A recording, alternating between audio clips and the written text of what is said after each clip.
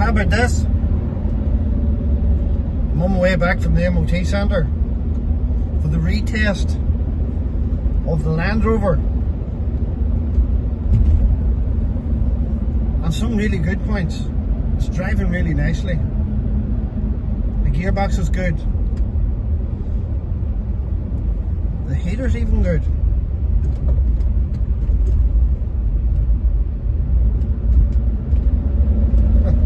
It was some job getting that heater to work. But it's lovely now. Really nice. So going to the MOT centre, one of my big concerns was, will it blow a fuse again? After waiting for all that time.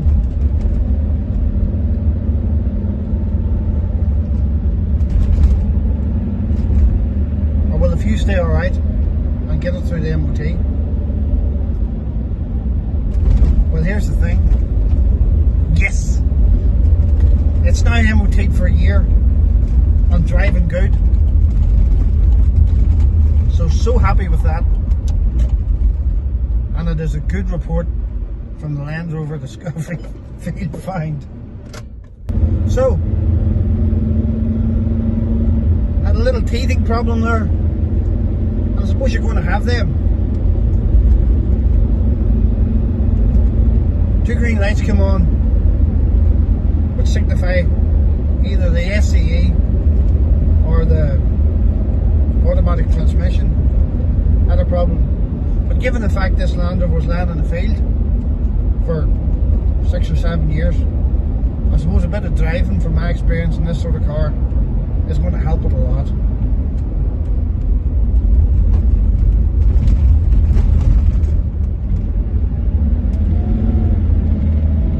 She corners nicely. And it is a lovely day.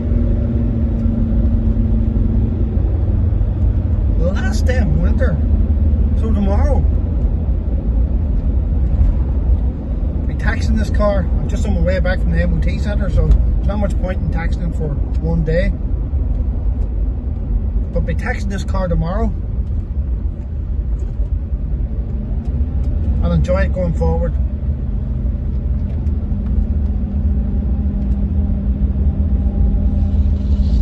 Whenever you haven't drove a car before and it has been sitting about for a long time and you've worked on it, I suppose you have to gain a little bit of confidence in it. But certainly I'm happy with the way it's driving. Well, the last day in winter is proving to be a beautiful sunny day, and it's a breakthrough day for me because I've got the Land Rover Discovery field find finally through the MOT. MOT'd for a year. Mileage reading 94,942. I'm just looking here, its previous mile reading was only 93,321, so the last time this car was MOT'd had just done over 1,000 miles. But I'm so excited. Drove home well. Heater's good. Did have a little bit of a snag. Two green lights come on to signify a problem with either the ACE system or the automatic gearbox. However, I think it's just a bedding in process. I think you're going to have to ride out those storms. Well, certainly the next 6 months is going to tell a story. But I'm certainly looking forward to this summer. Trips to the seaside and stuff. 7 seats available for our family and friends. And looking forward to enjoying this Land Rover Discovery over the years. It does look super cool, I think. Now, when Calvin gets a hold of it tomorrow, KD Classic Car Cleaning Services, he'll make a good job of it. He's very passionate about what he does, and I'm looking forward to seeing how it turns out. So that's it. Going to give the good sit on the rest. That's another winter that has completed. Anyone says you can't buy a car and enjoy motoring on a budget's wrong. few years ago, look, my son bought me this for Father's Day for £50. $50, and I've been driving it for years. It's diesel. It's got a little bit of an engine leak at the minute we need to fix, but it runs perfect and it's very economical and it's completely fun to drive. £50 for years of driving. What a blessing it is. I mean, when we got it, it wouldn't start because there's no key.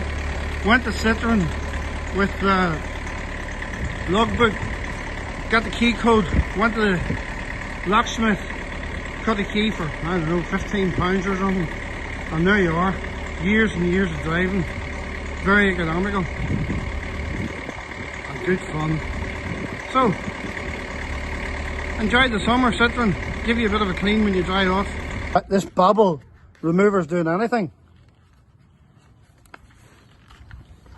till you remove it. Look at the stuff on it.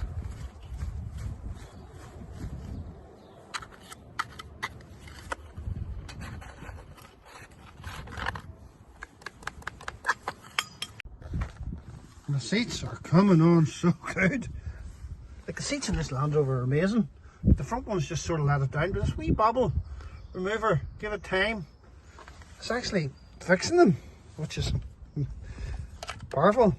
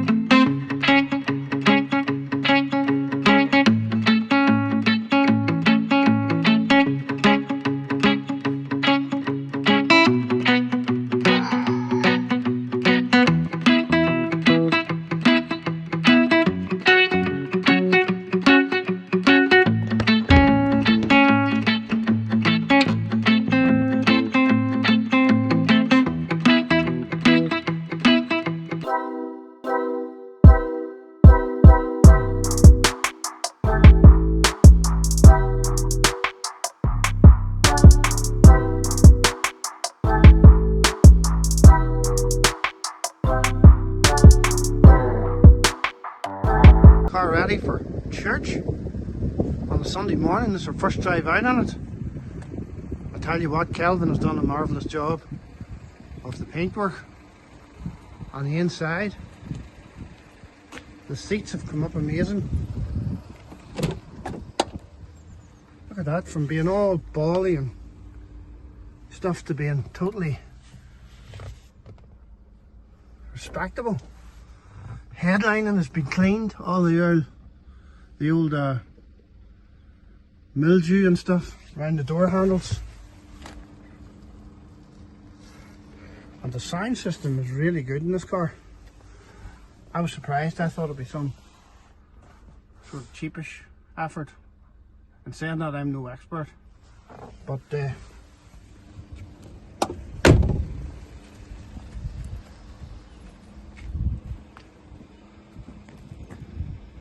first drive out in it, taxed, MOT'd, insured. What do they say about farm produce from the field to the plate? Well, it's not exactly to the plate, but it's from the field to a usable drivable car.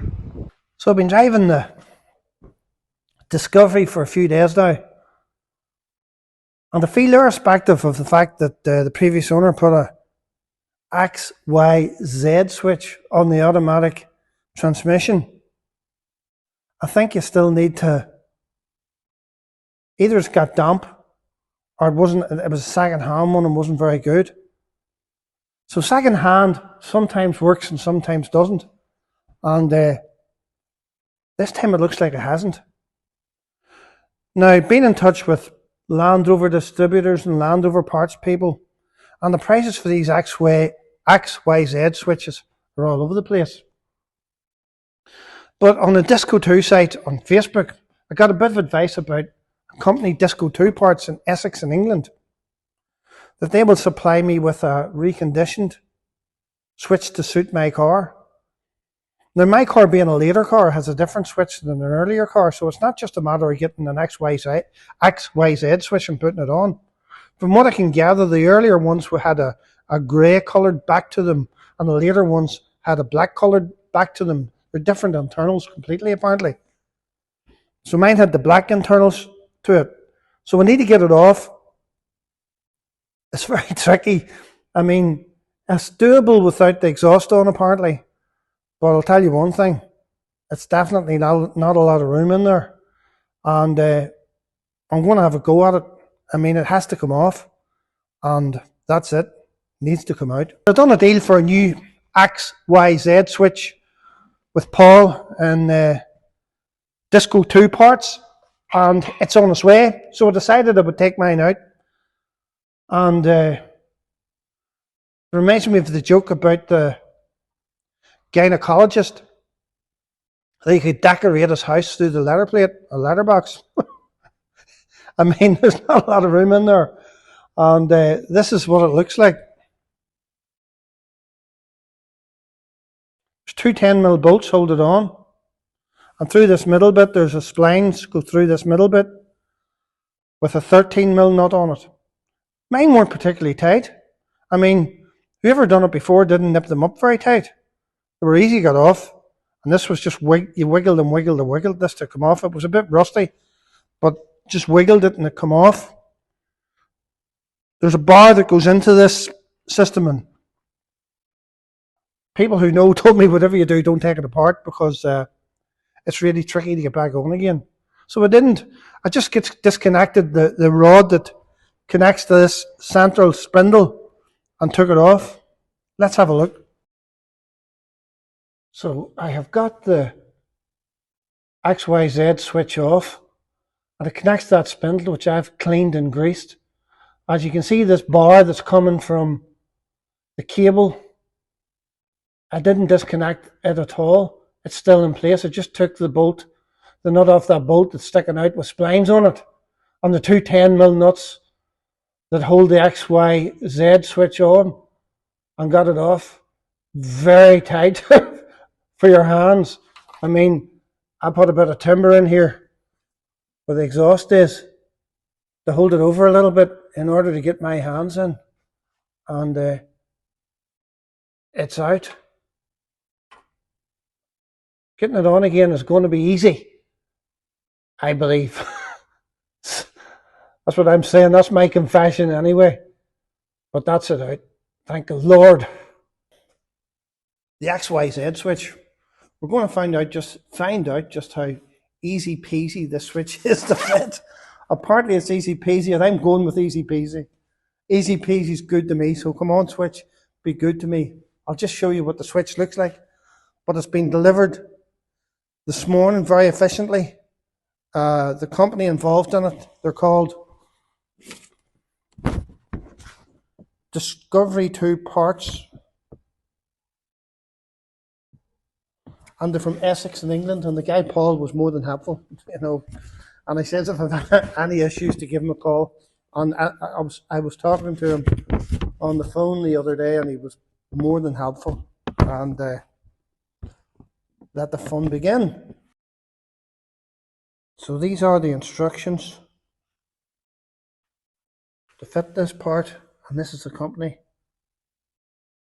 who supplied it. Couldn't recommend them enough. And this is the new part, and this is the old part. And the first thing I'm going to do, I'm going to connect that electrical fitting, because I think it'll be totally awkward to fit it when you've it bolted in, if I can get it bolted in. Now the good thing about this switch, there is a flat side on it, which means that you can't really fit it in the wrong place. However, there's some play on the elongated holes on it. And that's where you need two people to get its fine adjustment correct. although this is supposed to be set up perfectly. However, Paul recommends you need 2 people, one on the inside to make sure that she's selecting park, and one down below to adjust it and tighten the nuts as necessary. This is us.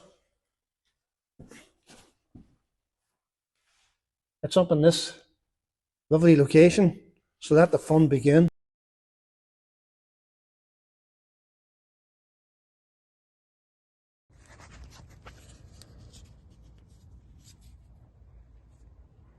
Now that is the electrical connection.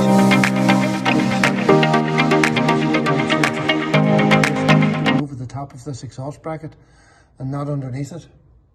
So now it's time to slide this on to the appropriate place.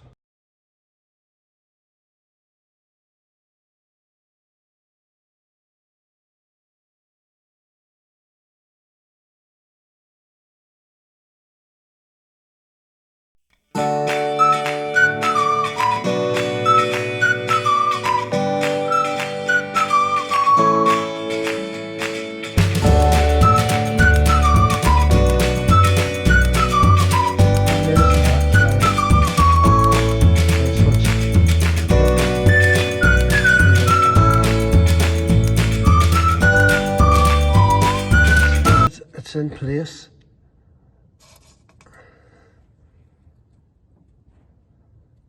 The thing is now, when I put her down and engage gears, what's it going to say? I think what we need to do is get somebody on the ground or in the car while I work down here and adjusting that till it's in park. But that's it in anyway.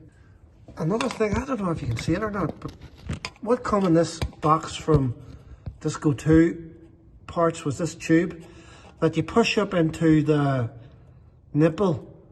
That is the bleeder weeper for the air condition, which causes this whole problem in the first place because it pours water all over the switch. And you push it up in there, from what I can gather, and it deters, it means the water misses it and gives it a longer life. But that's it. That's it fitted. XYZ switch fun job. This is it. Just coming off the ramp with my new XYZ switch. No green lights in the dash. That's a positive start. Select reverse. Reverse comes up on the indicator on the dash,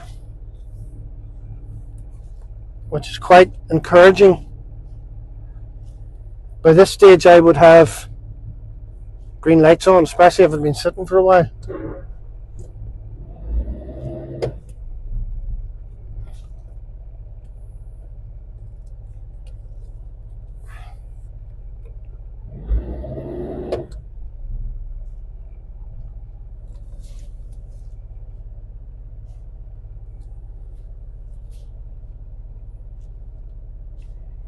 Reversing out of the shed.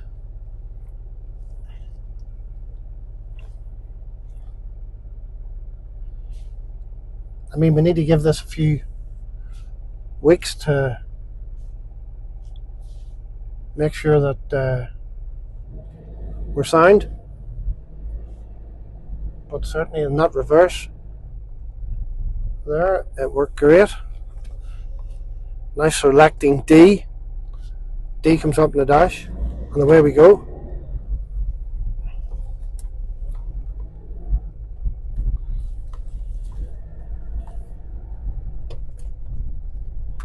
Superb. Select park again. Park comes up. Reverse. Reverse comes up. Neutral. Neutral comes up. Drive. 3, 2, 1. Super. Also, the little light indicators are working here. As you move it, you see the red lights are coming on. So, very encouraged with that. Praise the Lord. So that is the XYZ switch on. It's definitely not one that you wear your watch doing. I mean, I had to take my watch off. I suppose ideally, take the front pipe off the exhaust and a cross member at the front, and that'll give you more access. But that opens up a whole new ball of worms. It's not a ball of worms, is it? Can of worms. And that can of worms is this. What happens if you take the front pipe off, which in mine is perfect, and the bolts ring in the manifold? I mean, you just work yourself into another headache. So I persevered, and I have to say, Paul at the Discovery 2 Parts was amazing. And he gave me a lot of confidence that I could do the job. And the job is doable, but it's very tight. Very tight. I mean, my arms are all scratched trying to get in there. But we got it done, and it looks to be a great job. And a 6 months warranty on it. So, thank you again, Paul, Discovery 2 Parts. And actually, the car feels like it drives so much better. But I'll do an updated post in a few days. So that's it for the Field Find Land Rover Discovery. Really enjoyed the process of bringing this car back from the crusher, that's where it was going, the scrapyard out of a field, into everyday use. I suppose whenever you think about it, this is a very environmentally friendly Land Rover, green and all as it is. I hope none of those stop oil activists, come and glue themselves to the side of my Land Rover. They don't realise how green this Land Rover is. I mean, we're saving the planet here. So I want to thank everybody for their help along the way. Billy, Kelvin, Luke, Alistair, Zoe, film crew and all. Everybody who's been an encouragement to me. I'm very grateful for that. And I hope you've enjoyed the videos of this restoration from the crusher to everyday driving. Thank you so much for looking. I'll see you again soon for the Citroen Scandal, which is coming along well.